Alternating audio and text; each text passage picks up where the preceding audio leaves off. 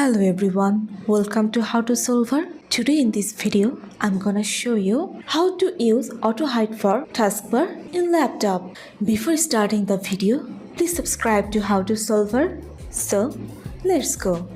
For this, you have to open your settings and click on personalization. Now go to taskbar. Now click on taskbar behaviors.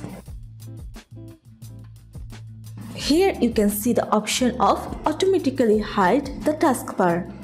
Click on it. So this is how you can automatically hide your taskbar in your laptop.